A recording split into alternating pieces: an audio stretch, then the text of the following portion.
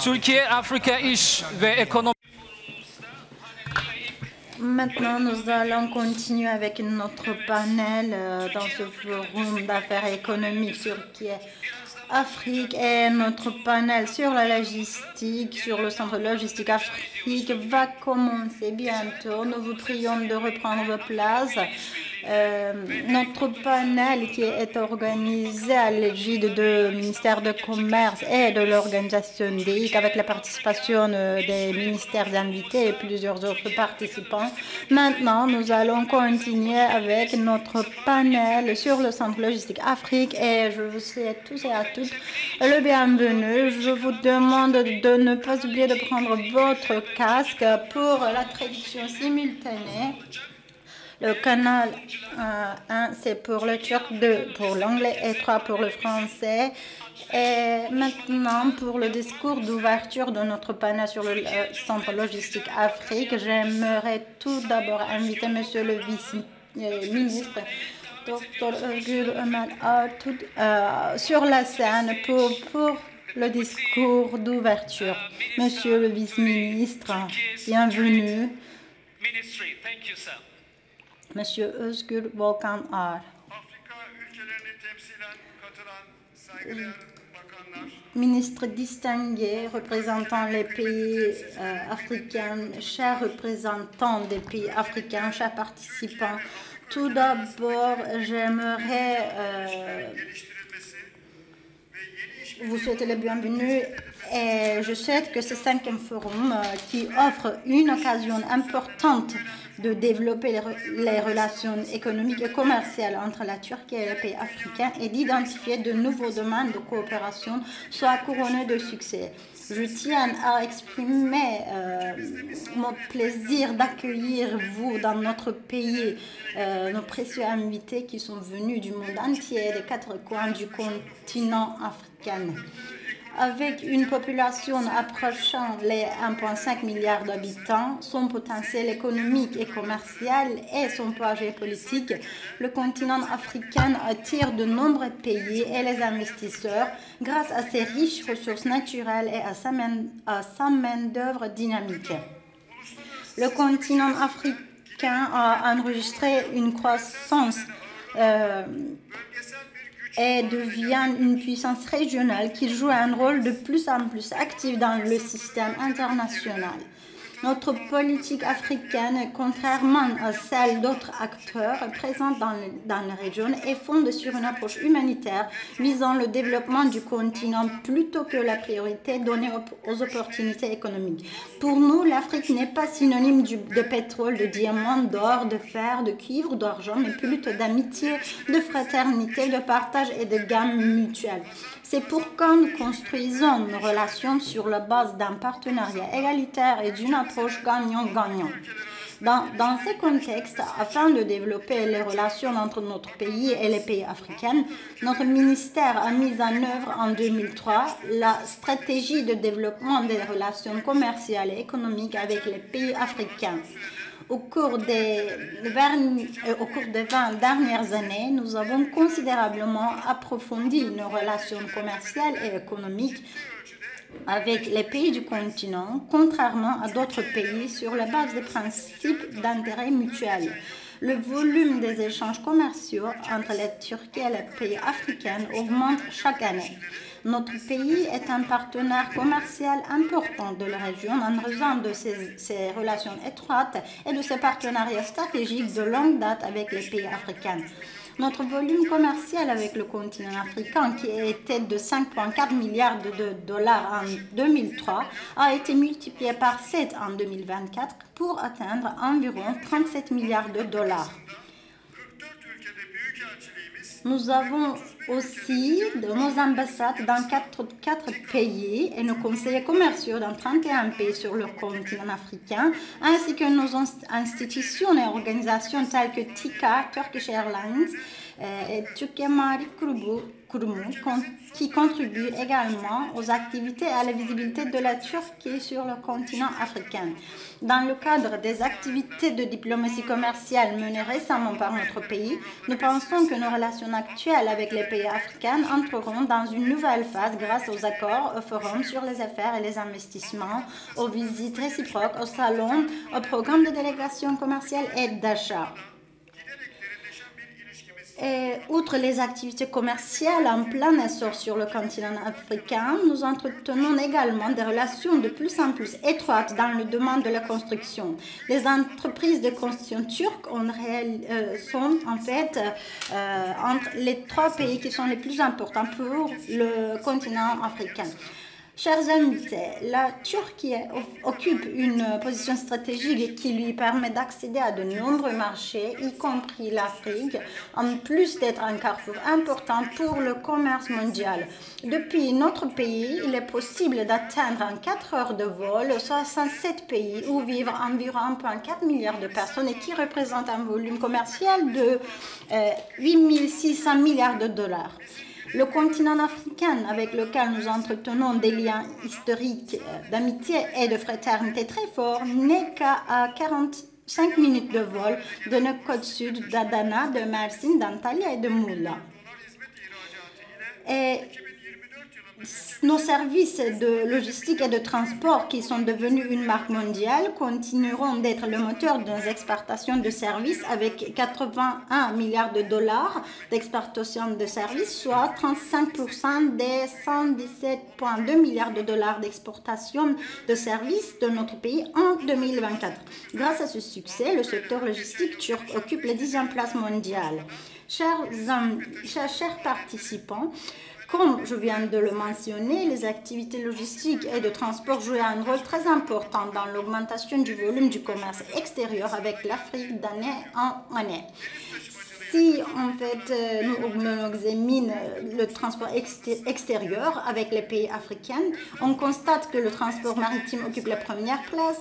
Plus de 90% des importations à des exportations de continents sont réalisées par voie maritime. Avec plus de 100 ports et quais et un littoral de 26 000 km, l'Afrique a besoin d'améliorer ses ports existants. En 2024, 88% de nos exportations vers l'Afrique et 91% de nos importations en provenance d'Afrique ont été réalisées par voie maritime. À la lumière de ces données, je tiens à souligner l'importance du développement des capacités portières en Afrique et des nouveaux investissements portuaires. Les ports africains sont d'une importance cruciale pour le commerce international car ils se trouvent au carrefour des routes commerciales entre l'Asie, l'Europe et l'Amérique. Dans ce contexte, ces ports jouent un rôle important dans l'expédition des matières premières depuis le continent africain vers le reste du monde. Comme vous le savez, la Turquie apporte une contribution importante à l'exploitation des ports africains par l'intermédiaire d'entreprises privées. Les activités portuaires menées par les entreprises turques en Afrique ne constituent pas seulement un investissement commercial, mais aussi un signe fort de l'intégration économique et de la coopération stratégique entre les deux continents. En 2014, pour la première fois, une de nos entreprises a obtenu le droit d'exploiter le port de Mogadiscio, le plus grand et le seul port ouvert au commerce international en Somalie. Situé à un point stratégique en Afrique de l'Est, le port de Mogadiscio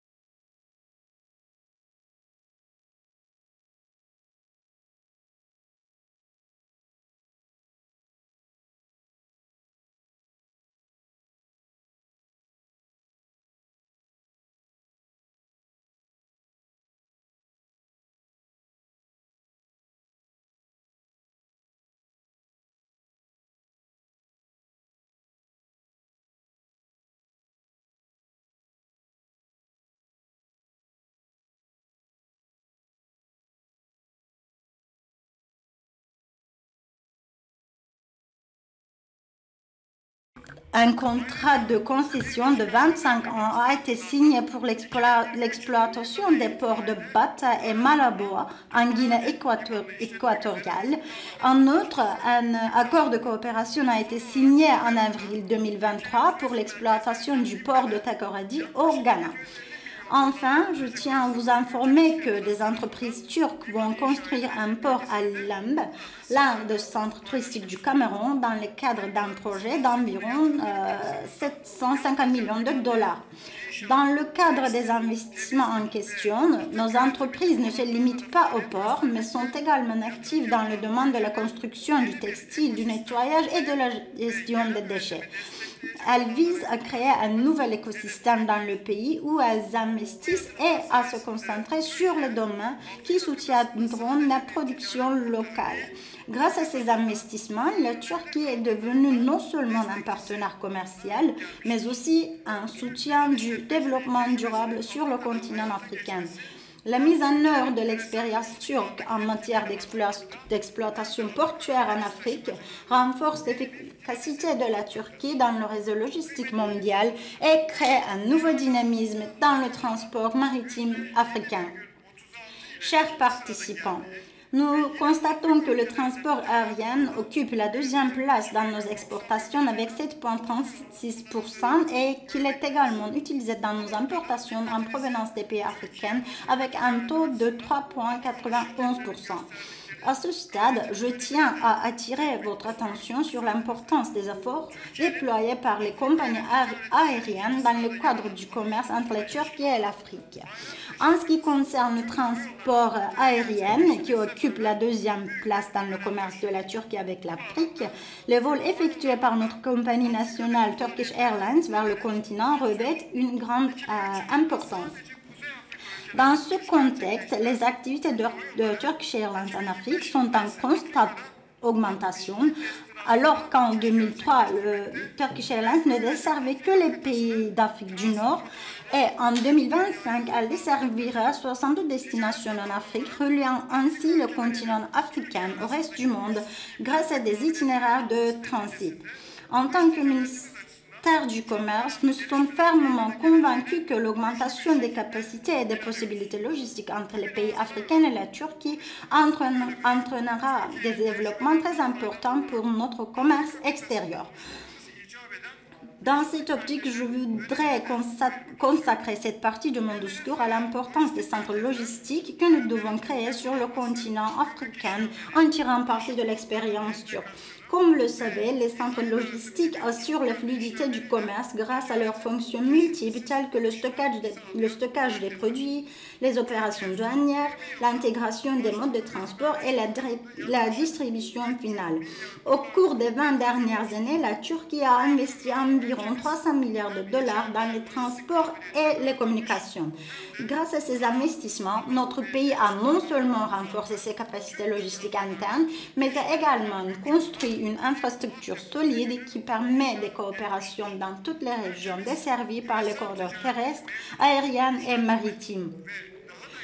Notre pays est déterminé à poursuivre ses investissements dans les infrastructures des secteurs des transports et de la logistique afin de renforcer et d'améliorer sa position actuelle dans le commerce mondial. Dans ce cadre, parmi les objectifs de notre pays figure la consolidation des services logistiques et la création de centres de transbordement pour le transport intermodal sur les corridors de transport transversant la Turquie, ainsi que le soutien aux hubs logistiques qui renforceront les réseaux de distribution logistique et les chaînes d'approvisionnement à l'étranger. Dans le cadre du plan directeur logistique de la Turquie, de nombreux centres logistiques ont été mis en service ou sont en cours de planification en tenant compte des éléments logistiques tels que les transports, l'infrastructure ferroviaire et la connexion aux zones industrielles grâce à la coopération entre les secteurs publics et privés. À l'heure actuelle, 12 centres logistiques sont ouverts et en activité dans notre pays, tandis que la construction de 4 logistiques est toujours en cours. Avec l'achèvement de tous les projets en cours et en phase d'appel d'offres, ce nombre devrait passer à 23. Chers invités, l'Afrique, avec sa taille continentale et sa population croissante, possède un énorme potentiel commercial et de marché. Afin de concrétiser ce potentiel, des centres logistiques sont généralement créés en Afrique, au long des grandes routes commerciales et à proximité des ports.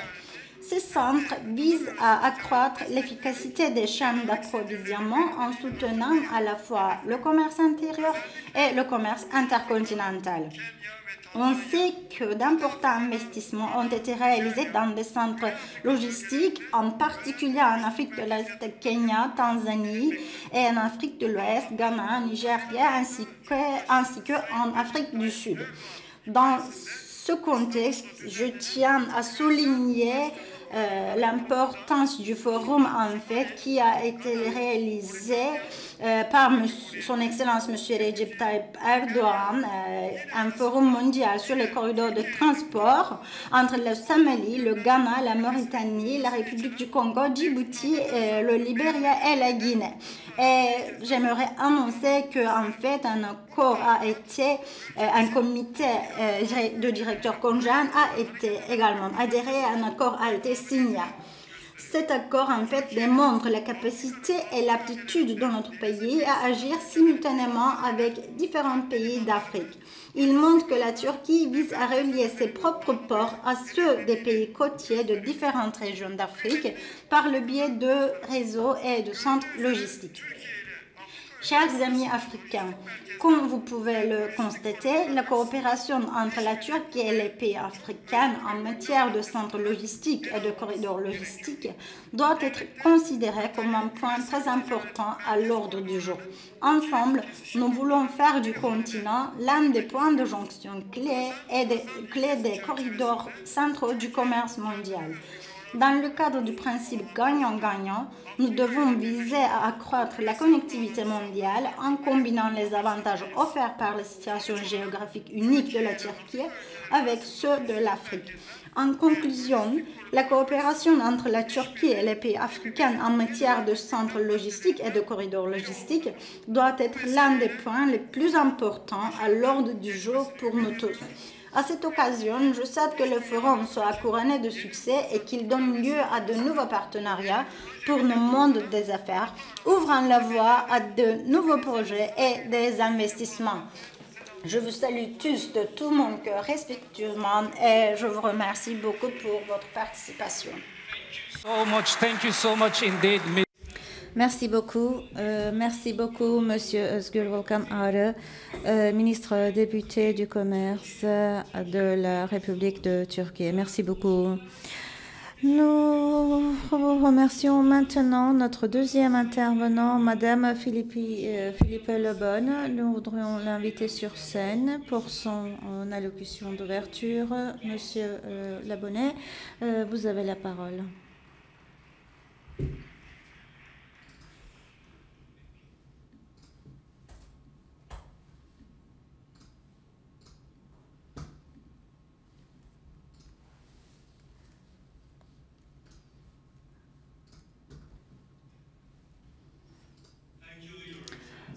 Merci, Vos Excellences. Excellences, tout le protocole observé, distingués invités, Mesdames et Messieurs. Premièrement, je souhaiterais remercier pour m'avoir invité et pour prendre la parole au nom de 23 000 employés de Africa Global Logistics, dont 90% d'entre eux sont africains. L'expertise de l'expertise est le premier opérateur de logistique multimodale avec le transport aérien, le transport routier et des solutions pour tout domaine comme les mines, l'agriculture, la santé, le bien-être. La mission de AGL est donc d'assurer des opérations portuaires, de transport ferroviaire, aérien, maritime et solutions logistiques. Je ne veux pas aujourd'hui parler de tous nos ports, de tous nos centres portuaires et de toutes nos installations, mais je voudrais davantage parler de notre peuple, en fait, notre population.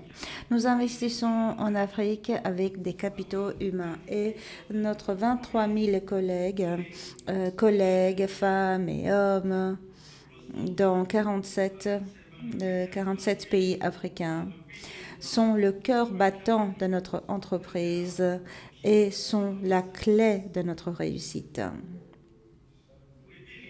Nous sommes convaincus que la première base du succès doit être le mérite.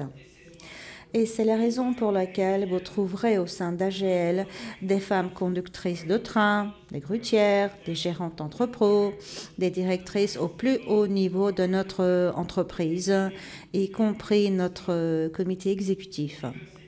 Pour nous, la diversité n'est pas uniquement un slogan.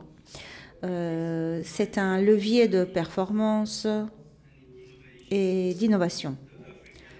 Le continent africain a besoin de tous ces talents, des femmes et des hommes, pour répondre aux aspirations de sa jeunesse et créer des emplois valorisants.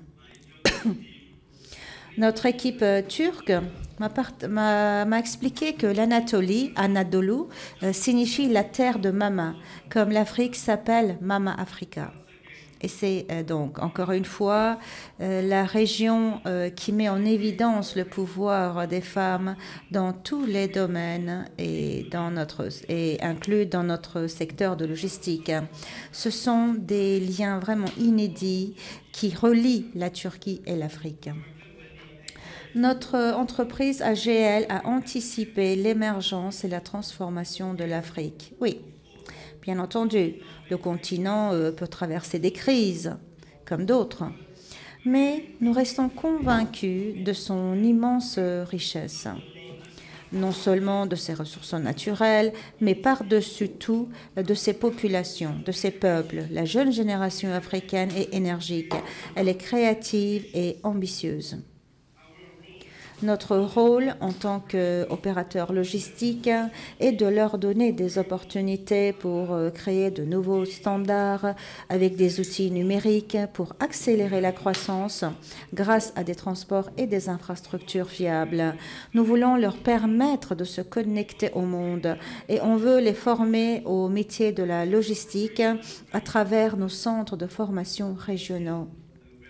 Ici, on parle d'un écosystème vertueux. Lorsque vous entrez sur un site AGL sur tout le continent africain, qu'il s'agisse d'un port, d'un entrepôt ou d'une gare, vous verrez des équipes enthousiastes qui construisent l'avenir. Et ils sont très passionnés, ils sont passionnés pour le futur qu'ils construisent. En 2024, nous avons accueilli plus de 2200 stagiaires, dont près d'un tiers ont été recrutés par la suite. Nous avons créé 1600 nouveaux emplois permanents et nous en sommes très fiers, car chaque emploi créé en Afrique est un pas vers la stabilité, la dignité et la prospérité. La mission d'AGL, bien entendu, est d'accompagner les partenaires de l'Afrique aussi. Et à cet égard, la Turquie a fait preuve d'un dynamisme remarquable ces dernières années, comme ça a été souligné par son Excellence le ministre, et nous nous réjouissons de voir les entreprises turques en tant que partenaires, parfois en tant que concurrents. Bon, c'est la vie, le continent est très attractif, mais on est vraiment ravis de voir les entreprises turques de plus en plus actives en Afrique. Les flux commerciaux entre la Turquie et l'Afrique ont presque décuplé au cours des 2 dernières décennies, atteignant plus de 40 milliards de dollars en 2023. C'est vraiment un chiffre impressionnant. Et au-delà de ce chiffre, il y a des histoires d'hommes et de femmes, il y a des histoires d'entrepreneurs, de manufacturiers, de contractants et d'agriculteurs qui tous ont besoin d'une bonne logistique pour réussir. Et c'est là justement que l'AGL entre en jeu. Nous travaillons main dans la main avec les entreprises africaines et les internationales pour simplifier, pour sécuriser leur chaîne d'approvisionnement. Qu'il s'agisse d'une coopérative de café kenyane qui exporte vers l'Europe, ou bien que ce soit une brasserie d'Afrique de l'Ouest qui importe ses intrants, ou bien une entreprise énergétique internationale qui déploie des projets sur le continent, AGL veille à ce que les marchandises circulent de manière fiable et efficace et qui soient bien sûr préservées dans nos installations en toute sécurité. Notre vocation a toujours été de desservir l'Afrique et de servir le développement de l'Afrique en la connectant au monde. Et nous sommes convaincus que la logistique ici n'est pas uniquement une question de transport, mais ici on parle de croissance, de soutien aux industries locales et on parle d'autonomisation des personnes. La Turquie continue de renforcer son empreinte sur le continent et l'AGL se tient prête à faciliter ces flux tout en veillant à ce que les investissements se traduisent par une prospérité partagée. Nous savons le gros potentiel est très important pour la Turquie et grâce à nos dispositions logistiques dédiées à des flux, nous soutenons cette valeur. Et c'est la raison pour laquelle nous avons établi notre première agence en dehors de l'Afrique, ici en Turquie. Et je souhaiterais ici payer tribut à Céline Genç, notre PDG. Elle a vraiment fait un travail merveilleux en travaillant main dans la main avec nos partenaires turcs et avec notre disposition en Afrique. Encore une fois, la réelle prospérité du continent de l'Afrique, ce sont les gens en Afrique. Et AGL est convaincu à utiliser cette source en formant les populations et en renforçant l'Afrique. Nous donnons des égalités de chances égales aux femmes et aux hommes. Nous travaillons avec des partenaires comme la Turquie qui croient comme nous en l'avenir de l'Afrique. Et ensemble, nous construisons l'infrastructure, la logistique et la confiance qui permettront à l'Afrique de rencontrer son destin et un destin de croissance durable sur tout le continent.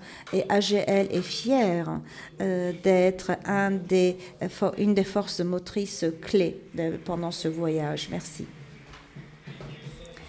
Merci beaucoup, Monsieur Philippe, chef d'ADGL. Merci beaucoup. Teşekkürler.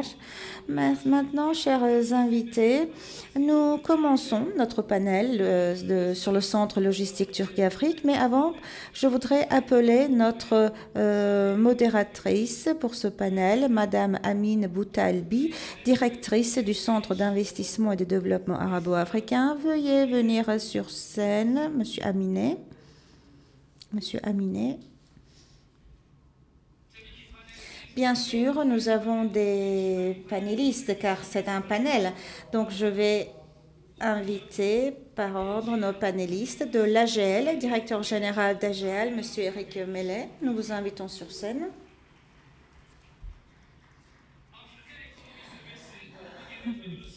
Son Excellence, Monsieur Brian O'Reben, directeur général du groupe du Sommet économique africain. Monsieur Aziz Aksou, directeur général adjoint pour l'UE et les relations étrangères du ministère des Transports et des Infrastructures de la République de Turquie. Responsable de la logistique internationale de Souma, Madame Burcu Yıldız. Et de l'Université de Nairobi, Adam Koch.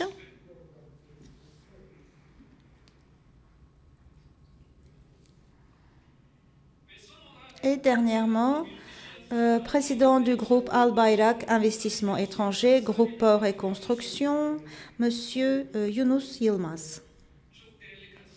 Distingués invités, maintenant je vais laisser la parole à notre modérateur, Monsieur Boutalbi. Je vous souhaite un panel très fructueux. Merci beaucoup. Günaydın, bonjour, good morning. Sabah el hayr, selamun aleyküm.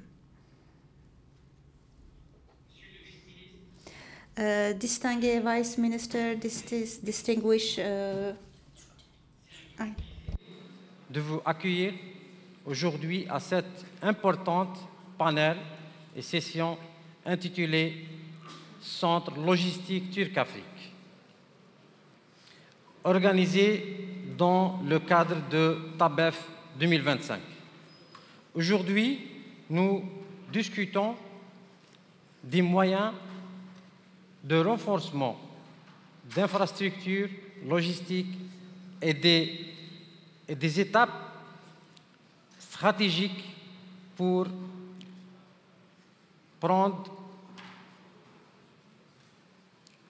entreprendre pour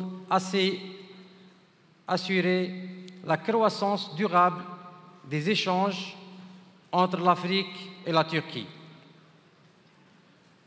Grâce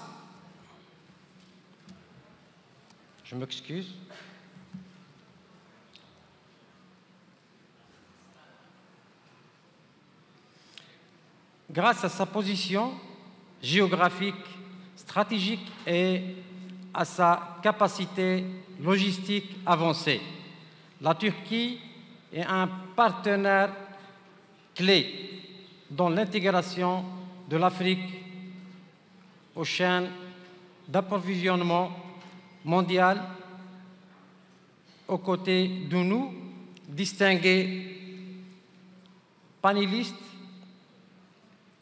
Nous exprimons comment rendre cette coopération plus efficace, plus active, inclusive et à tourner vers l'avenir.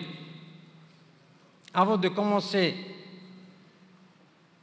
permettez-moi pour présenter brièvement deux intervenants. Monsieur Eric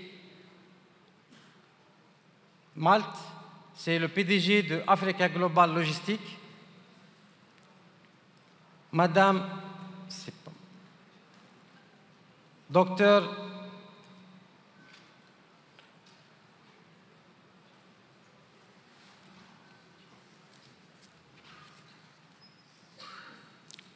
Brain, je m'excuse, Dr Brain Robin, directeur général Africa Economic Summit Group. Madame Burcu, c'est ça? Burcu Yildiz, directrice logistique Soma, et Monsieur Aziz Oxo, directeur général adjoint département de l'Union européenne et des relations extérieures au ministère turc de Transport. Monsieur Younes Yalmaz, président du groupe des investissements étrangers des ports et de la construction Al-Bayrak Group. Et Monsieur Adam Koch, Université de Nairobi.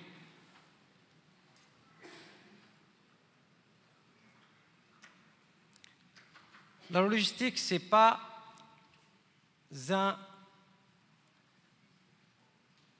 un panel simple. La logistique, c'est le clé de l'intégration africaine. Comment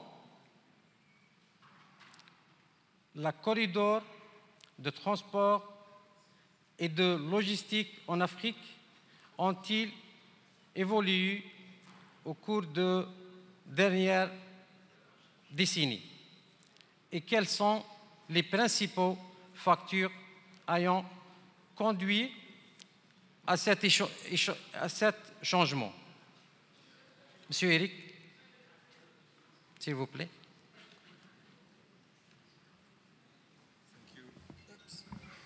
Merci Amin. I'll switch to English maybe from. Okay. Je vais passer en anglais. Merci beaucoup, premièrement, pour l'invitation à ce merveilleux panel. Comme cela a été rappelé par notamment notre président aussi, oui. Donc, nous vivons ce défi dans le domaine de la gestion de ce corridor de logistique. Et quand on parle de 23 000 personnes à l'AGL, plus de 20 000 travaillent tout au long de ces couloirs, dans les ports. Et comme tout le monde le sait, quand on parle de logistique, vous êtes uniquement puissant, votre force dépend de vos faiblesses. Donc, comme beaucoup d'investisseurs le savent et le disent, l'Afrique a fait beaucoup de progrès concernant les moyens dans les ports. Et personnellement, il y a, je pense, 15-20 ans, le port le plus profond en Afrique, et c'était, je pense, 10-12 mètres, mais dans nos On a 4 ports actuellement avec 18 mètres de profondeur, de 80 mètres de profondeur. Et ici, le point clé pour la logistique dans les ports, je pense, c'est le lien entre les ports et les aéroports et jusqu'aux portes de nos clients. Donc, mais ici, le défi, c'est pour la logistique des couloirs, c'est de desservir nos clients, c'est de desservir l'industrie turque, les investisseurs turcs, à partir de la porte de leur usine à Ankara, à Gaziantep, où que ce soit. Et pour ça, nous avons le luxe de bénéficier de la force de nos parties prenantes, de la famille de MSC, qui permet la première entrée aux entrepôts, au système ferroviaire, aux capacités des entrepôts jusqu'au port. Et bien sûr, le lien du côté de la mer, c'est-à-dire les vaisseaux. Et notre défi à l'AGL, c'est de fournir à nos partenaires et à nos amis et nos clients qui nous honorent avec leur confiance, le dernier lien entre le port en Afrique jusqu'à la destination finale. Donc, je vais juste vous donner un exemple très rapide. Quand vous, par exemple, bon, c'est facile de parler des couloirs, mais en fait, si vous voulez vraiment atteindre le sud, par exemple, de la RDC, Lubumbashi, vous avez 3 options, par exemple. Vous devez utiliser la route à l'est, Sadar es-Salam, ou bien vous pouvez utiliser le sud par l'Afrique du Sud, Orban, ou bien la route à l'ouest sur la Namibie et par le Labito, où on opère le port. Et ce qu'on essaie ici d'amener auprès de nos clients, ce sont les meilleures solutions qui vont dépendre de type des capacités des vaisseaux que vous avez, quelle est la congestion quand il y a une congestion, ou bien quel est le coût entre le port et la destination finale. Et quelle est la fluidité du système clientèle entre le port et la destination finale. Et je pense que c'est vraiment un exemple très, très, très clair, à savoir, pour montrer comment la gestion de couloirs et la logistique est critique.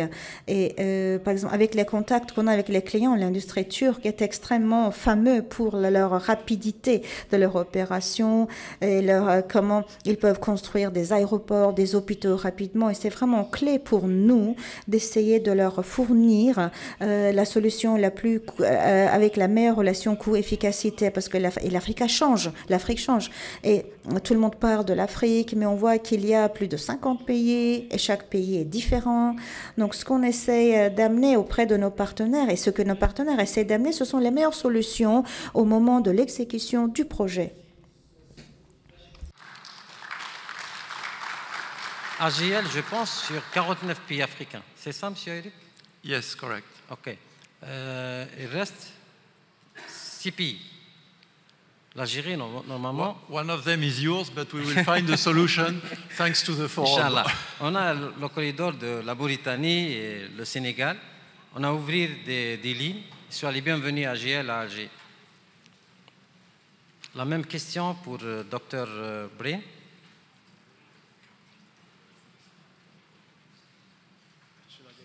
Oui, oui. Comment les corridors de transport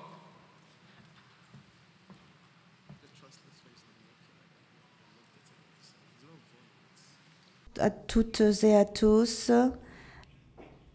je m'appelle Bourdieu.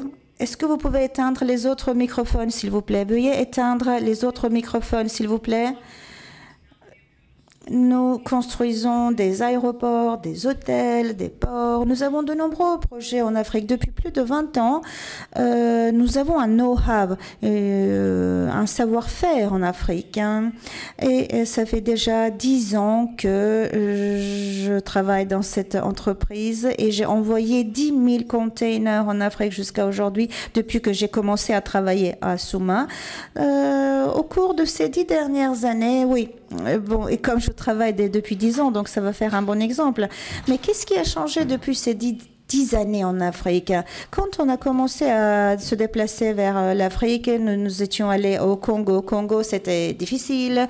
Se rapprocher du port, exister au port, récupérer notre container du port, tout était problématique pour nous. La documentation, les documents, l'accès aux informations, tout était difficile. Mais pendant tout Mais quand on regarde du point de vue de la gestion des ports, je peux dire qu'aujourd'hui, c'est beaucoup plus rapide. On peut travailler avec des fournisseurs beaucoup plus grands et avec la gestion des ports pour la décharge des containers, le flux des informations. Je peux dire que ça s'est beaucoup accéléré parce que dans des projets de construction, le temps est très important. Et pour bien utiliser le temps, vous avez besoin de personnes vraiment très compétentes et rapides. Avec l'entreprise AGL, on travaille ensemble avec le Gabon et ils gèrent le port eux-mêmes. Mais quand on compare un peu avec le passé, le temps d'amener le container du port au sol, ça prenait disons 20-25 jours. Mais avec le savoir-faire qui se développe dans le pays,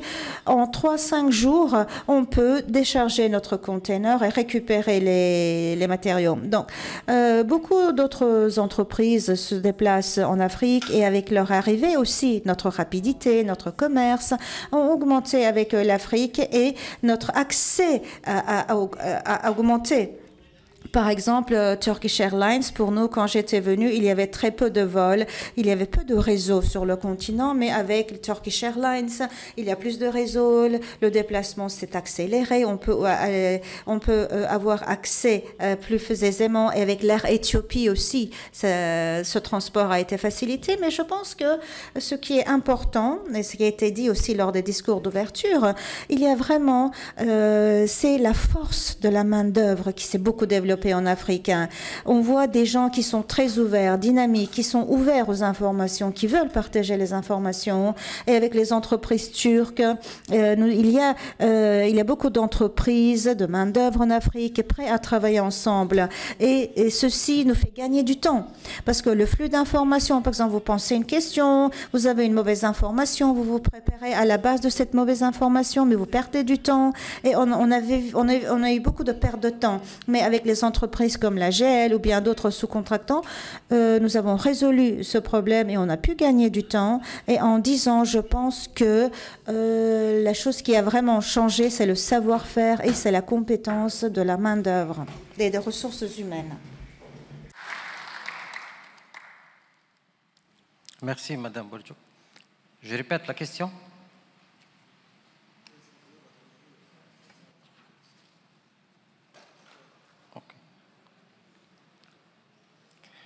Comment les corridors de transport et logistique en Afrique ont-ils évolué? Je m'excuse. Yes. Au cours de la dernière année. Yeah, thank you very much. Thank you very much. Now, you know,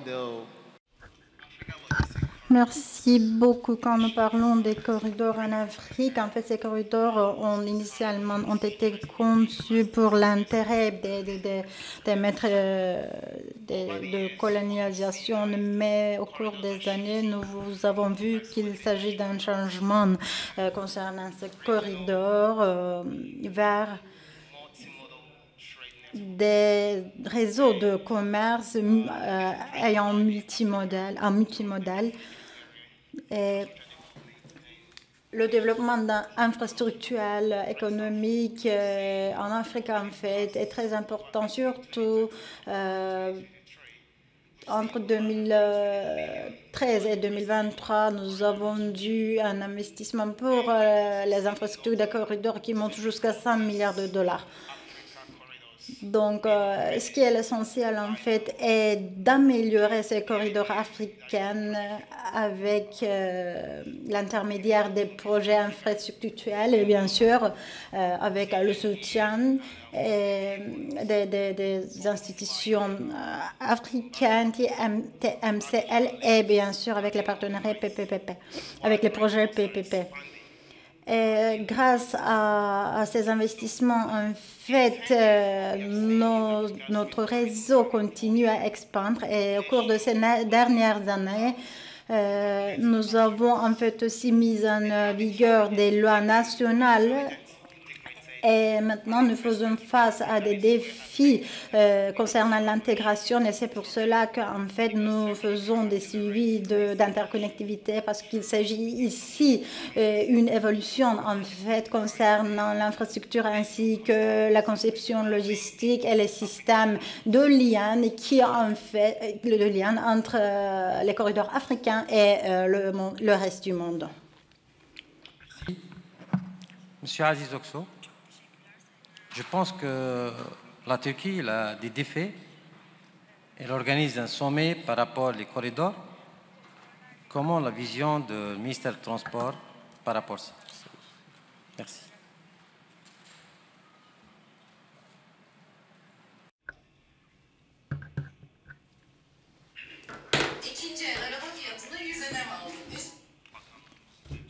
Tout d'abord, j'aimerais remercier pour m'avoir invité ainsi que tout autre panéliste et contributeur, contributrice. Comme vous l'avez aussi mentionné et notre vice-ministre en a parlé, nous avons eu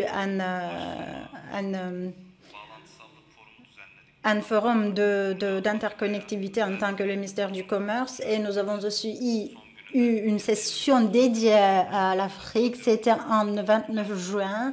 Et nous pensons que, pour résumer, je peux dire que, surtout concernant l'Afrique,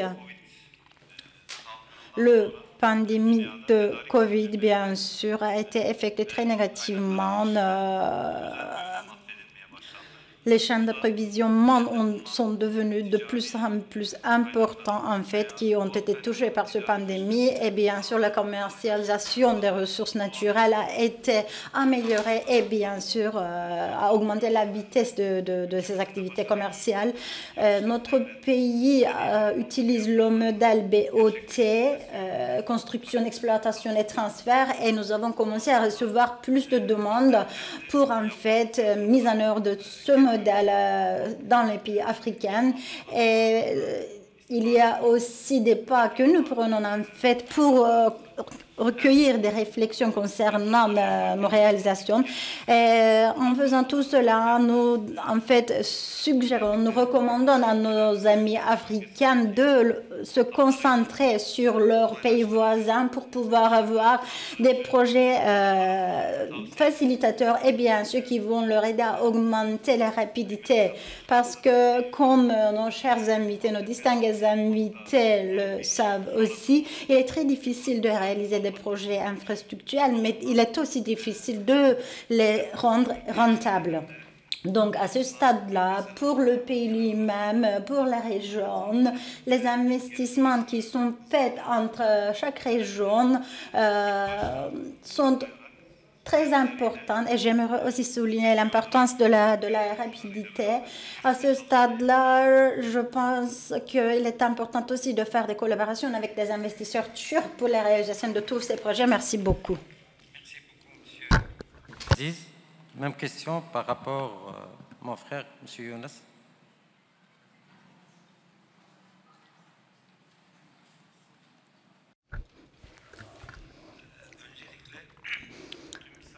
Tout d'abord, j'aimerais souhaiter le bienvenu à tous et toutes nos participants, tous nos invités. En tant que le ministère du Commerce et en tant que le TIR, nous faisons une partie active en Afrique concernant les corridors de transport. Notre aventure avait commencé à Mogadiscio et nous y avons ajouté un accord d'aéroport ainsi que de 2 ports. Depuis notre premier pas sur le continent africain, même si nous sommes renommés avec notre succès dans le secteur de construction, nous sommes toujours en fait nous ciblons toujours avoir des accords à long terme. Donc, avant la dernière décennie, avant en fait d'aller en Afrique, nous avons vu que la plupart des investissements étaient réalisés par les pays et les entreprises occidentaux.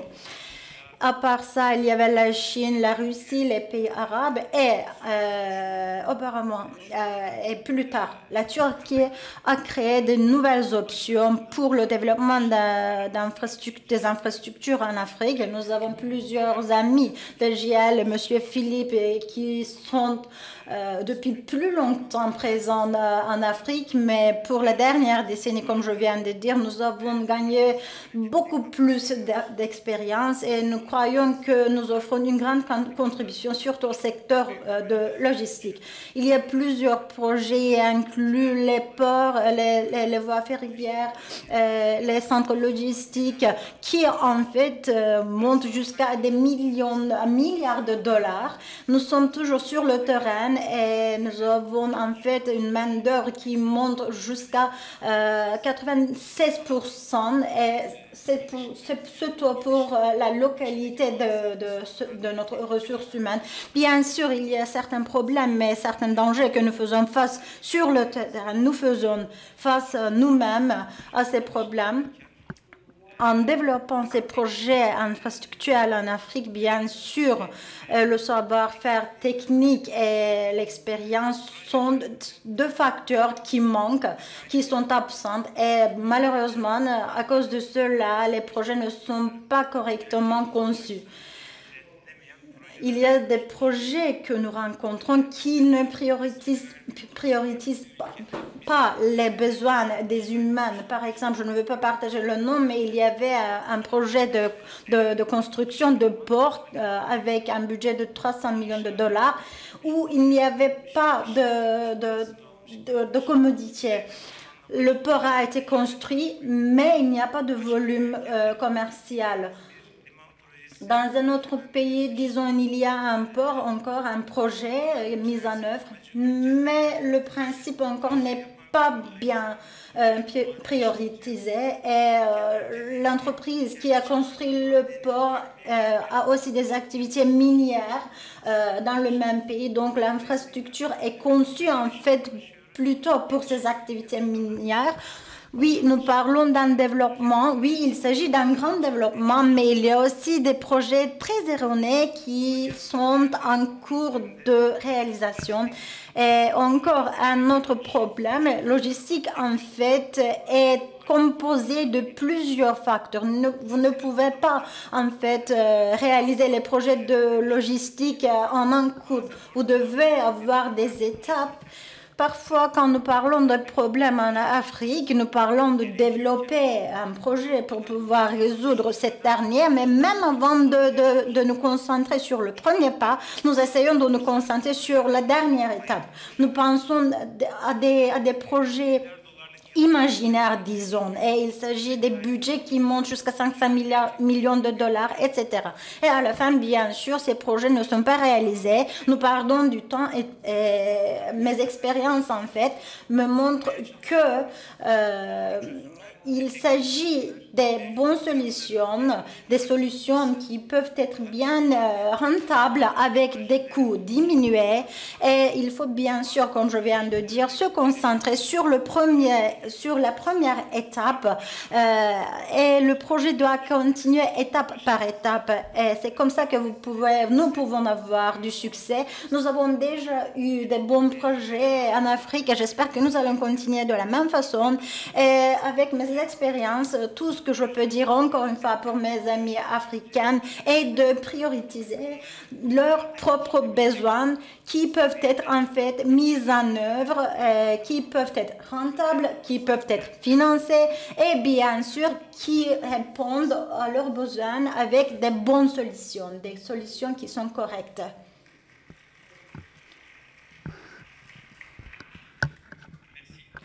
Monsieur Adam. Sayın Başkan, değerli katılımcılar, Monsieur le Président, chers invités, en fait, ma présentation était sur la vision intégrée entre la Turquie et l'Afrique, mais nous avons commencé avec une question et je vais continuer en la répondant. dans le pays africain, surtout dans les pays anglophones, tout au premier au Kenya, je fais des recherches académiques, des études académiques et j'essaie de partager toutes mes expériences et toutes mes connaissances avec les parties prenantes africaines pour pouvoir en fait avoir le logistique d'Afrique encore plus développé. En 2024, nous avons en fait initié un projet pour l'intégration entre la Turquie et l'Afrique et nous pouvons en fait l'utiliser, bénéficier de ce projet dans tous les domaines. Il y a inclus l'entrepreneuriat féminin. Et pour répondre brièvement à la question de notre modérateur, je peux dire que depuis 10 ans, ce que j'observe est l'augmentation du volume commercial qui a augmenté par 6 fois, surtout à l'Afrique de l'Est. Le port Lapsset, en fait, était un sujet de recherche pour moi. J'ai fait des études sur la construction qui était en cours à l'époque. J'espère que, en fait, avec l'ouverture du port Lapsset, du corridor Lapsset, l'augmentation de capacité du port et bien sûr avec l'intégration des ports tout au cours des côtes de la Côte d'Ivoire, nous allons avoir une transformation encore plus rapide, encore plus améliorée. Nous allons avoir une transformation et je pense que nous allons parler de très différents sujets dans les 10 ans à venir. Entre parenthèses, j'aimerais ajouter, quand j'ai visité le port Lapsset, de Lapsset, j'ai vu en fait la vision, les effets chinois là-bas. Mais j'ai pensé que ce n'était pas vraiment en ligne ou en harmonie avec notre vision turque. Les politiques, les politiques turques, en fait, l'approche turque est principalement basée sur l'approche de gagne-gagne. Et c'est pour cela, en fait, j'aimerais remercier pour leur coopération à nos amis africains et pour votre invitation. Merci. Le corridor maritime, c'est très important par rapport à tous les pays. On a des pays enclavés. Qu'est-ce qu'il, par rapport les opportunités et par rapport aux défis des pays enclavés? Monsieur Eric.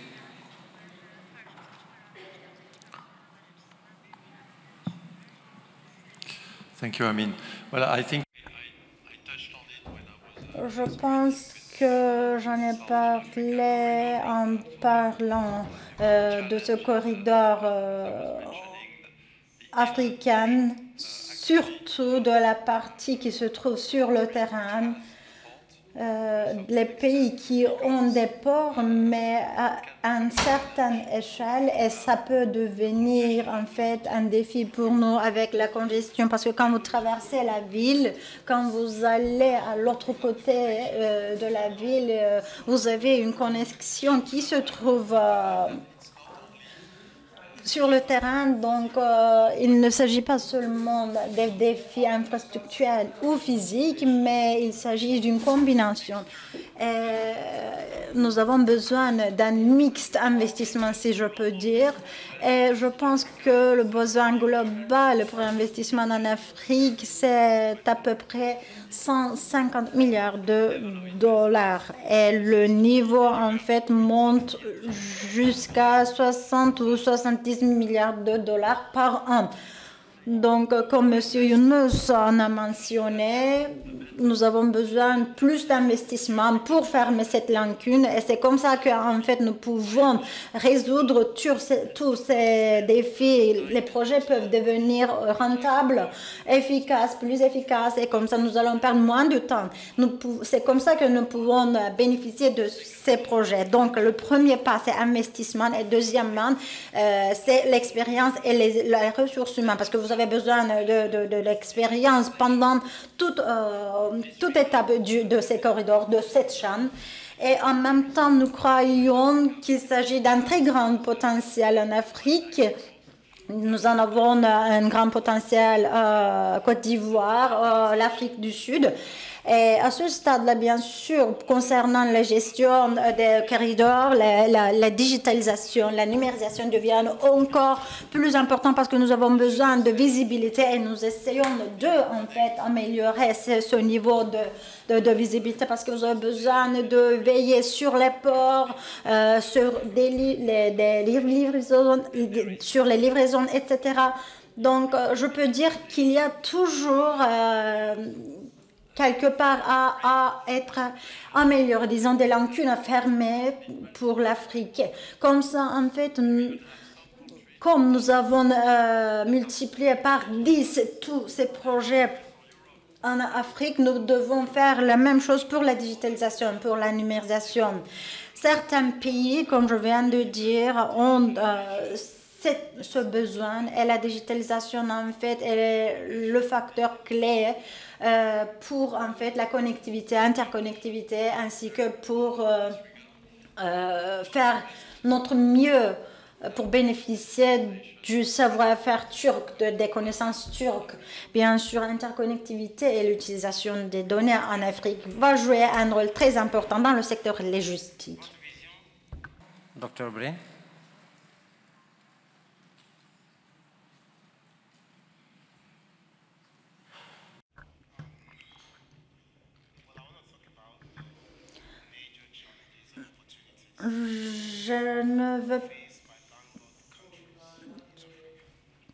Je ne veux pas parler en fait des films, mais il y a quelques points que j'aimerais souligner. Tout d'abord, la transportation devient de plus en plus chère, même 3 fois plus chère dans certaines régions.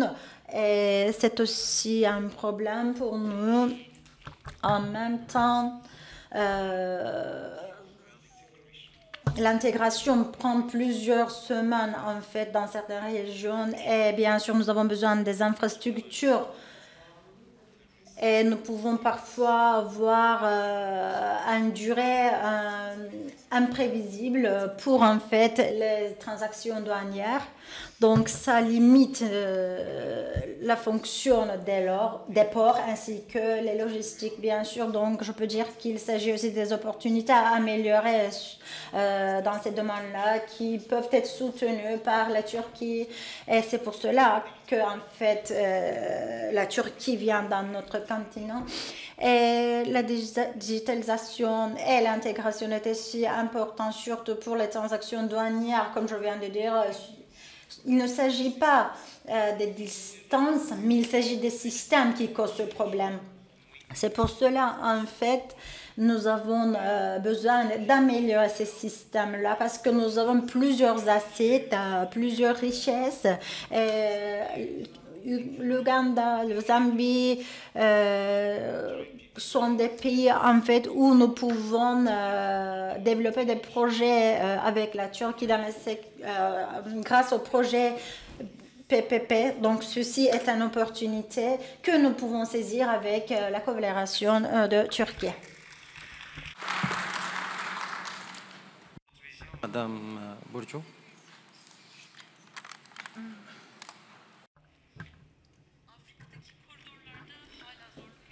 Bien sûr, nous avons toujours des difficultés concernant les corridors africains. Nous avons toujours des problèmes, comme M. Eric a mentionné. Nous avons un chantier au stade de commencement à Bugundouchi et il est très difficile d'entrer dans le chantier, même de construire, parce que nous avons toujours besoin des infrastructures de digitalisation, de numérisation. Il s'agit d'une longueur de 2200 km, de 2600 km, et peu importe d'où vous entrez le corridor, vous devez toujours aller vers l'intérieur. Donc, à ce stade-là, nous avons des difficultés concernant l'utilisation des connaissances et de savoir-faire. Nous ne pouvons pas avoir de la digitalisation au niveau quotidien. Nous ne pouvons pas, en fait, réaliser le transfert et bien sûr faire la logistique. Nous avons des difficultés concernant trouver des voitures ou des véhicules à louer. Je pense que ce sont des opportunités à saisir parce que s'il y avait plus de véhicules ou s'il y avait plus de connectivité, s'il s'agissait d'un meilleur accord entre les pays, nous pourrions en fait entrer plus rapidement, nous pourrions utiliser ces corridors encore plus rapidement et bien sûr nous pourrions avoir des transactions commerciales à plus grande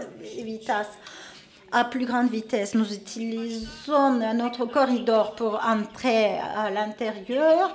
Tout d'abord, quand nous avons posé la question combien ça va prendre, on nous a dit que ça allait prendre 22 jours.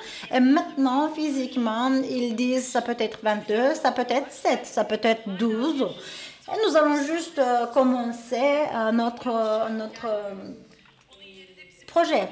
Donc, nous n'avons pas un bon flux d'informations. Nous devons en fait connaître par cœur tous ces corridors. Nous avons besoin d'une union douanière pour pouvoir les utiliser d'une meilleure façon, plus efficacement. La digitalisation, la numérisation en Turquie, l'union douanière ou le mouvement des containers en Turquie, en fait, sont très rapides. Donc, nous avons bien réussi cela et nous avons de bonnes connaissances. Donc, si nous pouvons faire la même chose en collaboration, en partenariat avec l'Afrique, je pense que ça va aussi devenir un succès pour les deux parties. Merci beaucoup. Monsieur Aziz.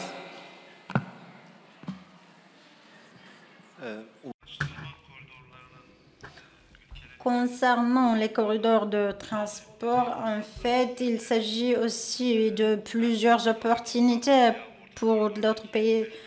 J'aimerais partager mon expérience en Kazakhstan ou mon expérience avec le corridor du centre, le corridor central. Ça fait 20 ans que je travaille à cette poste au sein du ministère et nous avons voulu faire des études dans plusieurs pays et chaque administration en fait avait sa propre charge de documentation et il disait qu'il y avait des règles très spécifiques à suivre, etc.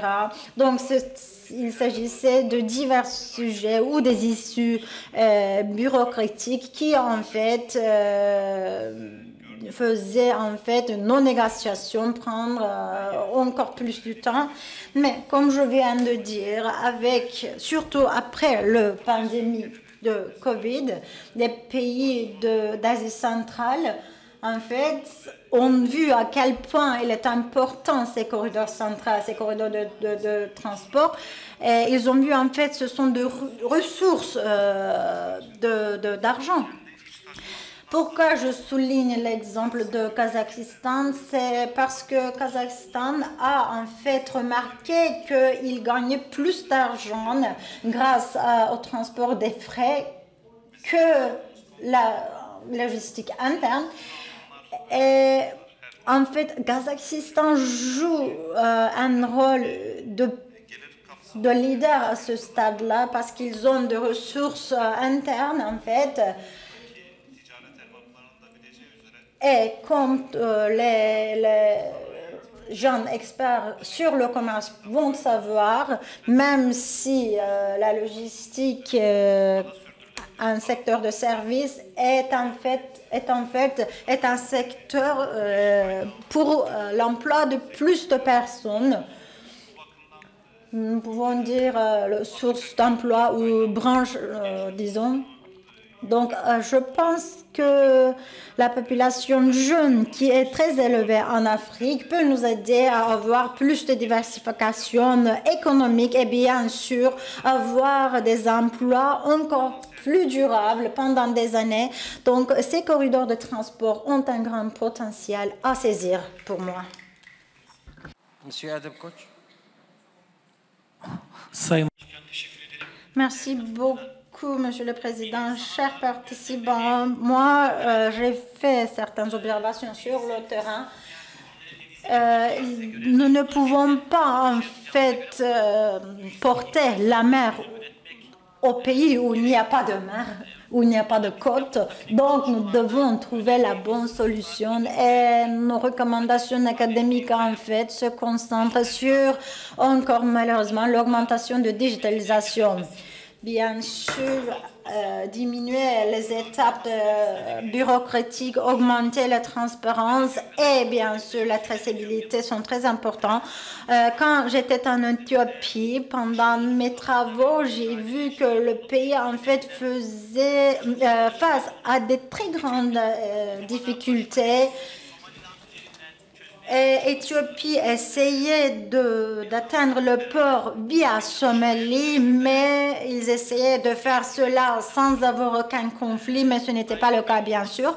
Nairobi, Mombasa est aussi une région, ainsi que Ouganda, Rwanda et la République démocratique du Congo, en fait, sont une région qui sont fournies par ce corridor.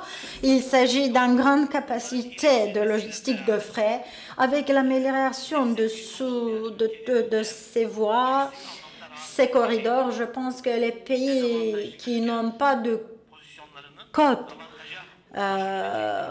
maritimes, en fait, peuvent bénéficier d'avantages, peuvent augmenter leur volume commercial et ce sont des avantages que moi, en tant qu'académicien, peux recommander. Merci. Monsieur Younes.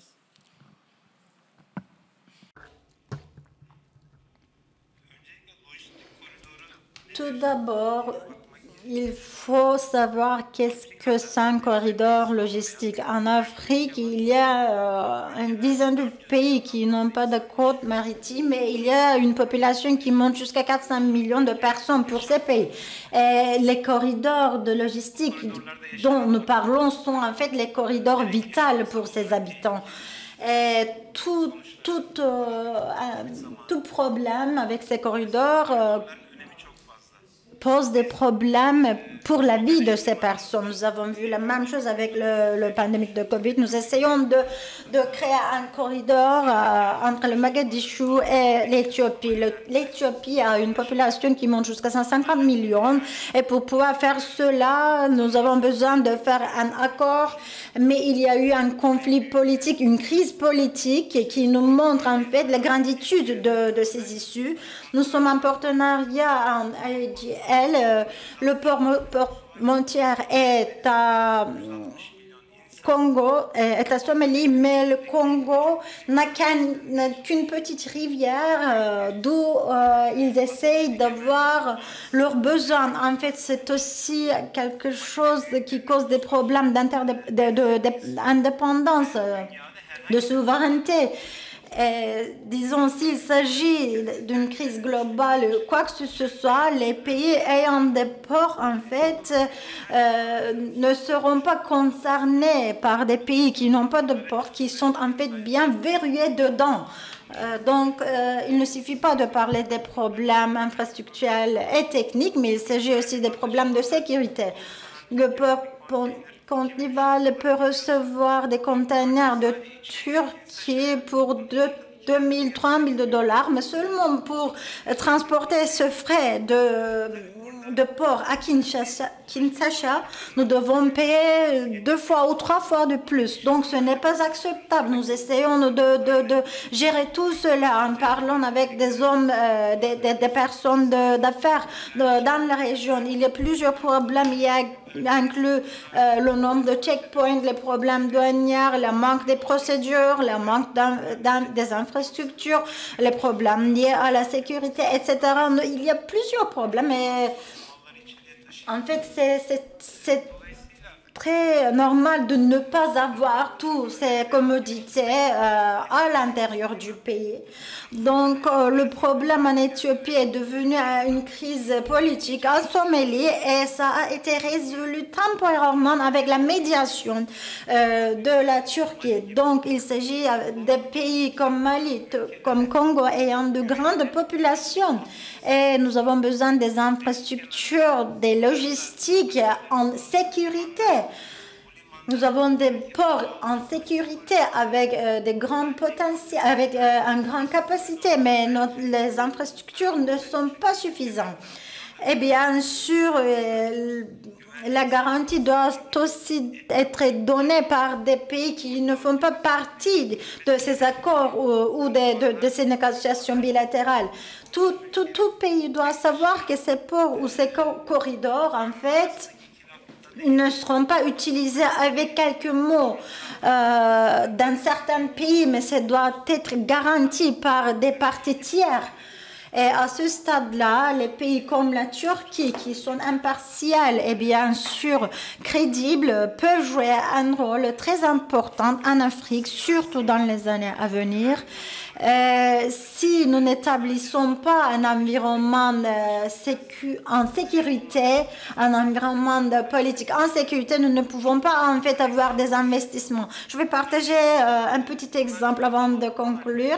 Mali à une distance de 600-700 km à un port. Imaginez que nous avons un camion de blé avec les frais qui va aller pour 700 km, mais il n'y a rien à délivrer.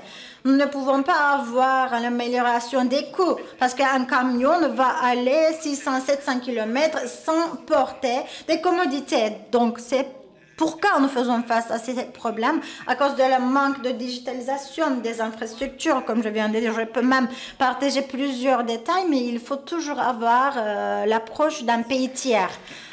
Merci. Merci. La troisième question.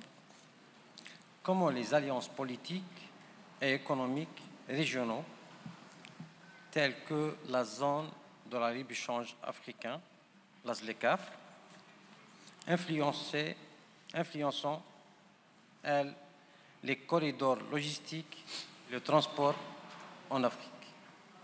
Monsieur Eric.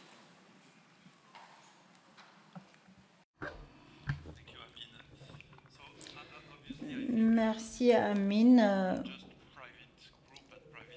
Je pense qu'il s'agit des opérateurs, des partenaires privés, donc il s'agit ici d'une décision à être prise basée sur des stratégies politiques par chaque pays qui sont inclus, qui font partie de cette région. Le sujet de géopolitique en fait devient de plus en plus important, surtout quand nous parlons des corridors de transport et de logistique. Et quand nous parlons des investissements, je pense qu'il s'agit des opportunités fantastiques, disons, pour l'Afrique. Sans avoir assez de zones de libre-échange,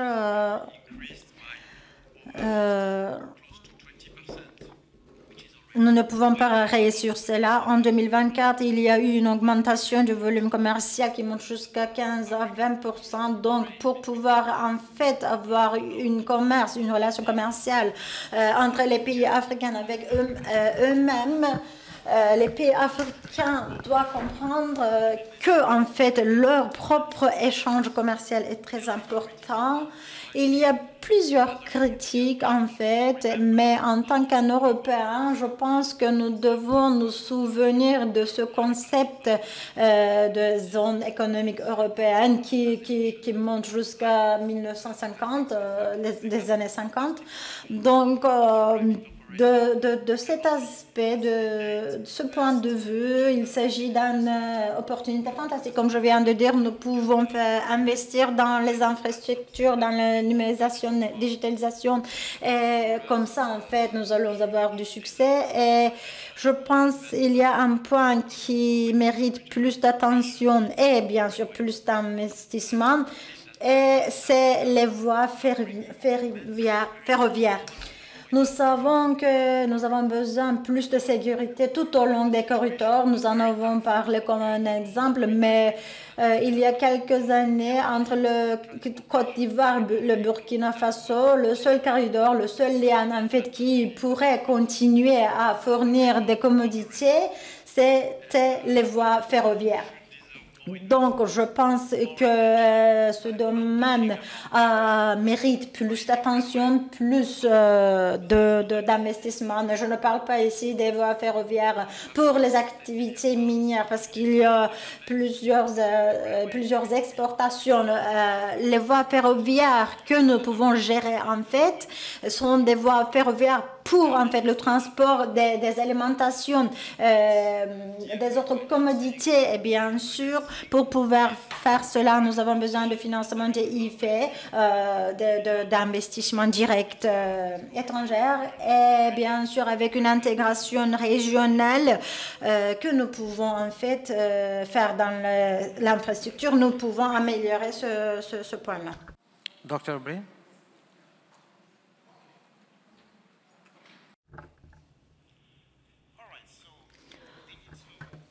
Donc, logistique numérique, ce n'est pas une mise à jour, mais c'est une évolution. Et le futur des corridors, en fait, va inclure plus de données parce que la technologie, en fait, est une source pour multiplier les sources que nous utilisons dans les infrastructures. Ces systèmes, en fait, sont utilisés pour, en fait, gérer la génie. Comment la haute technologie, en fait, peut transformer les logistiques en Afrique, par exemple, la blockchain. Et je pense que nous avons besoin d'une meilleure planification, même pour l'IoT. Ces domaines en fait ont une grande performance et comme ça nous pouvons en fait avoir plus de connectivité au niveau régional et bien sûr avec les chaînes d'approvisionnement en Turquie. Nous pouvons en fait utiliser cette technologie pour avoir un corridor de logistique entre la Turquie et l'Afrique. Nous pouvons avoir un corridor encore plus durable entre les deux continents. Donc pour moi, en fait, c'est aussi une opportunité à saisir, surtout pour les Turcs, les personnes d'affaires turques. Et ils peuvent avoir la chance d'améliorer les corridors de logistique en Afrique.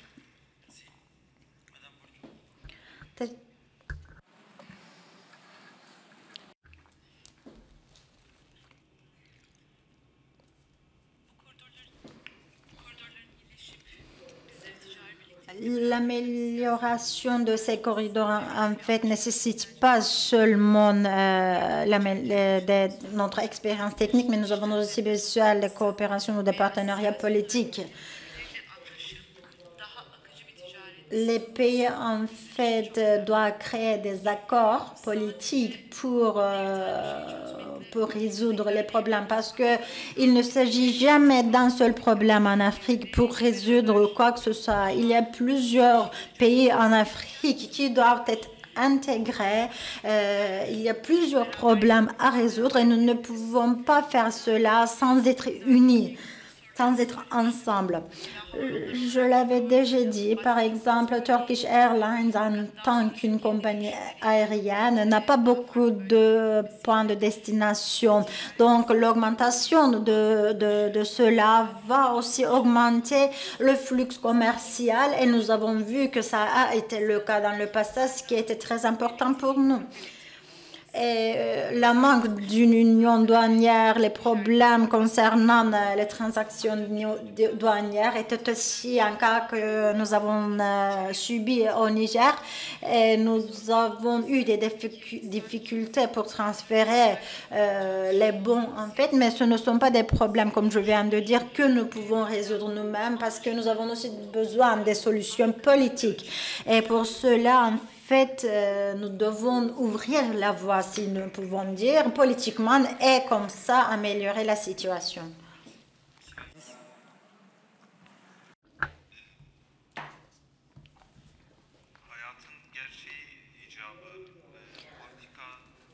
En fait, dû à la nature de la vie, en fait, il est très difficile de dénier ce facteur-là, mais notre président estimé, en fait, dit toujours que l'Afrique a besoin des solutions uniques pour leurs problèmes uniques et spécifiques à l'Afrique.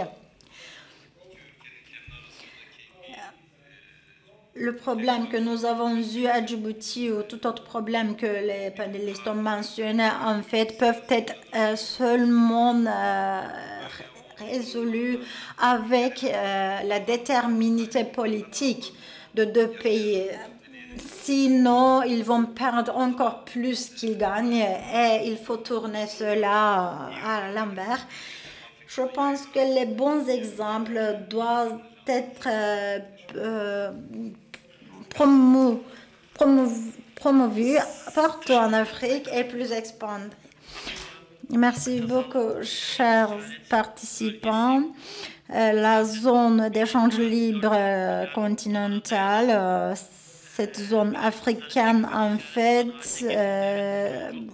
est devenue le seul marché, oui, c'est correct, à Addis Ababa, au centre de l'Union africaine. Nous avons eu des discussions concernant ce sujet-là et nous avons parlé d'une d'intégration qui a été conçue pour augmenter la connectivité entre les 54 pays africains.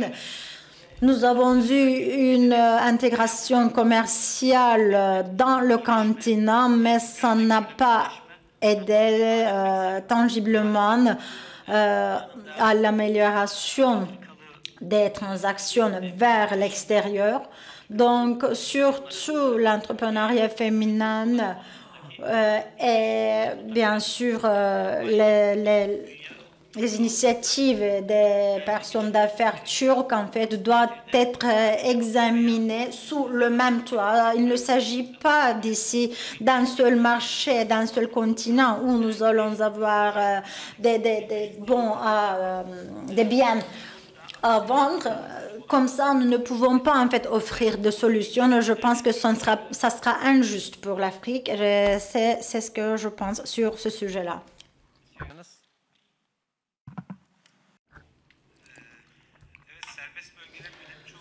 Oui, en fait, les zones d'échange libre, en fait, ont une très grande importance. Nous le voyons sur le terrain de la première main. L'Union africaine ou toute autre institution ne joue pas un rôle très actif, mais quand même, bien sûr, elle contribue au commerce. Mais bien sûr, ils peuvent contribuer davantage. Je sais que ce n'est pas facile à mettre en œuvre, à réaliser. Oui, les zones de libre-échange sont importantes, mais j'aimerais partager une raison concrète pour cela, une raison du terrain. Pour le moment, le riz ou le sucre, en fait, qui viennent avec des navires en poids 60 000 kilos ou 70 000 kilos. Il y a très peu d'entreprises qui peuvent en fait transporter une charge si lourde. Et comme nous n'avons pas assez de zones de libre-échange, ça crée malheureusement le monopole de certains. Les exportateurs peuvent transporter, disons, 2000 tonnes, 3000 tonnes, et ce n'est pas suffisant. Ça va de la main pour le riz et pour tout autre produit. Si nous pouvons investir dans ces zones de libre-échange et si nous pouvons en fait augmenter et renforcer la capacité de stockage dans ces zones, nous pouvons en fait faire la transportation et la logistique de plusieurs produits qui peuvent en fait devenir des commodités dans le marché. Et les exportateurs, en fait, peuvent directement acheter les produits en leur voyant dans la zone. Ça va augmenter, bien sûr, la compétitivité, la concurrence et, bien sûr, le volume dans le marché. Donc, je pense que les capacités de ces zones jouent un rôle crucial et même il s'agit d'une urgence pour améliorer cela. Vous avez, un panéliste a parlé des voies ferroviaires et j'aimerais ajouter quelque chose. Il y a des voies ferroviaires qui ont été construites il y a de longues années et il y a certaines entreprises qui essayent de les revivier, mais malheureusement, comme je l'ai déjà dit, ils utilisent des business models qui sont erronés. Et, comme je l'ai aussi dit, ce sont des entreprises surtout menant des activités minières. Et il y a une voie ferroviaire qui passe tout dedans de la ville, qui est utilisée seulement pour les activités minières. Un train passe 3 fois par jour dans la ville juste pour cela, parce que cette entreprise minière en fait a des privilèges. Nous essayons de faire passer plusieurs camions, nous voulons utiliser cette voie ferroviaire, ils disent non. Donc je pense que les pays européens doivent être très attentifs concernant les privilèges consacrés à des entreprises minières. Nous vivons à Conakry, il y a une voie en fait qui lie le port à la ville, qui lie la ville à d'autres régions. Nous pouvons l'utiliser, d'autres compagnies peuvent l'utiliser, mais non, il y a un accord qui donne certains privilèges à certaines entreprises et nous ne pouvons pas les utiliser, mais nous devons en fait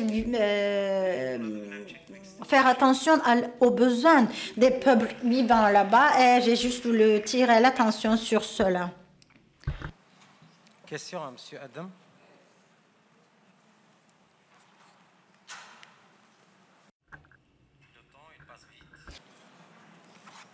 La dernière question. En une seule phrase, que signifie pour vous l'efficacité des corridors? Monsieur Eric.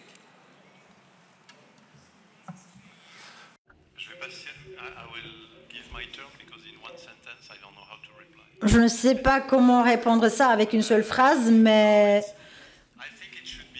je pense que ça doit être considéré, ça doit être vu comme un lien vital. Si moi j'étais encore, disons, j'étais en cas d'urgence et je devrais être hospitalisée, j'avais besoin de chaque personne en fait qui joue un rôle tout au long de cette chaîne. Nous parlons des corridors, nous parlons des logistiques, etc. Mais c'est encore plus simple que ça. Et ce n'est pas si simple que ça. Il s'agit d'une combinaison de digitalisation, de ressources humaines, de connaissances techniques, d'investissement, etc. Donc, tous les intervenants, en fait, ont l'énergie pour faire cela un succès, mais parfois, il y a des optimistes qui voient la glace pleine et les autres qui le voient vide.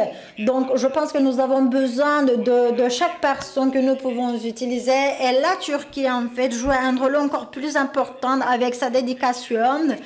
Et les projets qui sont toujours dédiés seulement, qui sont dédiés à l'Afrique, en fait, doivent être réalisés, conçus à l'origine et à la destination finale. Donc, je pense que la Turquie est très importante pour cela. Quand nous parlons de l'efficacité des corridors, je pense qu'il s'agit de transport des biens d'un moyen rapide, prévisible et bien sûr avec des coûts diminués. Et je pense qu'avec le multimodal de la Turquie que nous pouvons utiliser et intégrer dans les logistiques d'Afrique, nous allons avoir plus d'opportunités, plus de succès. Je pense que ce concept, en fait, est basé sur un bon dialogue. Bien sûr, nous avons aussi besoin d'une performance visible. Et comme ça, nous pouvons en fait améliorer la connexion entre les deux pays. Merci beaucoup. je vais répondre à la question en déterminant l'inefficacité des corridors. Nous perdons du temps, nous perdons des ressources humaines, nous perdons des projets, disons, donc ça augmente le coût. Et si nous pouvons en fait corriger nos erreurs, je pense que pour notre avenir, pour les entreprises et bien sûr pour la fonctionnalité dans le continent africain, nous allons avoir un environnement encore plus rentable et bien sûr efficace. Quand nous parlons de l'efficacité des corridors, je peux dire que pour les pays africains et en général, un service peut avoir des coûts diminués ou une très haute qualité, mais quand nous parlons de l'Afrique, je pense que la prévisibilité en fait est très importante à ce stade-là. Et les problèmes que nous faisons face quand nous parlons à des solutions pour ces problèmes, nous voyons que pour pouvoir en fait faire fonctionner une usine où que ce soit, nous devons savoir quand les biens vont arriver. Et ça va de la même pour les fournisseurs, pour les acheteurs, etc. Si vous ne pouvez pas avoir un calendrier prévisible, même si vous offrez ces services à des coûts diminués, vous allez avoir des coûts augmentés quand même parce que vous n'allez pas délivrer les biens en temps. Donc, quand nous pensons à des solutions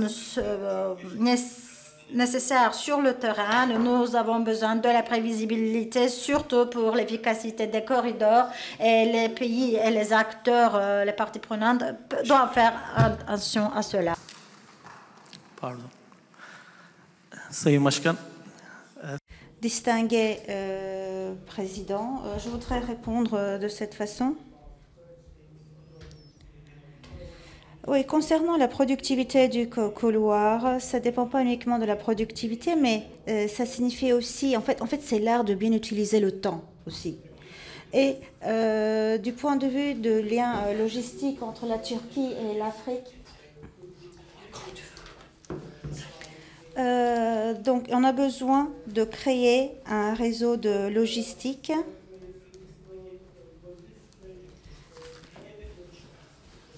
nous devons vraiment faire face aux obstacles et c'est pour ça que pour permettre un accès au maximum vers l'Afrique, bon, on sait par exemple, nous accueillons ici nos amis du continent africain aujourd'hui ici, nous sommes vraiment très ravis à cette occasion. Et voilà, nous devons vraiment développer ce lien et accélérer les rapidités. Et nous, en tant qu'entrepreneurs d'entreprises privées, nous avons la capacité, l'expérience. Notre seule attente, c'est d'assurer la sécurité dans ces couloirs et d'assurer la sécurité politique. Le reste, vous pouvez nous laisser le reste. Les investisseurs régleront le reste. Merci. Je souhaite exprimer ma sincère gratitude à nos distingués panélistes pour leur précieuse contribution. Les discussions aujourd'hui ont apporté des réflexions importantes et très importantes sur l'avenir de coopération stratégique entre la Turquie et les pays africains dans les domaines de logistique, le nerf de le développement économique en Afrique. La Turquie contribue au développement des infrastructures logistiques en Afrique, nous seulement en tant que prestataires, je pense, et de services, mais aussi en tant que partenaires stratégiques, investisseurs et alliés technologiques. Sur ce, nos conclusions, notre panel, je remercie tous les panélistes et tous les participants et je souhaite que TABEF 2025 ouvre la voie de nouveaux partenaires et partenariats concrets, renforcer les réseaux logistiques entre la Turquie et l'Afrique. Merci.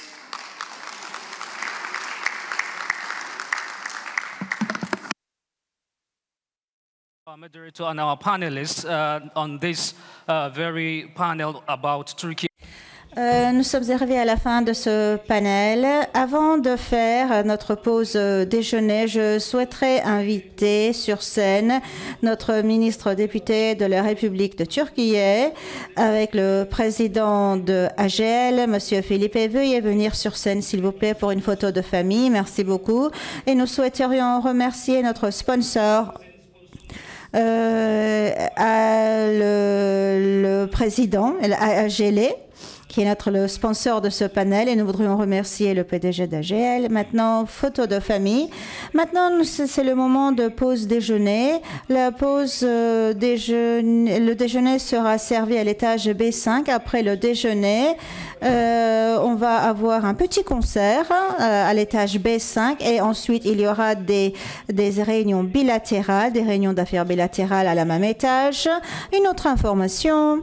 À 14h30, Madame Emine Erdogan, avec la participation de son Excellence, Madame Emine Erdogan, nous allons organiser aussi un panel auquel nous vous attendons tous. Un autre panel, nous aurons nos présentations vont continuer à 15h30 dans cette salle. Nous allons voir la présentation de l'Égypte, et à 16h45, il y aura aussi la présentation de Mozambique. Nous attendons votre participation. Merci beaucoup. Logistics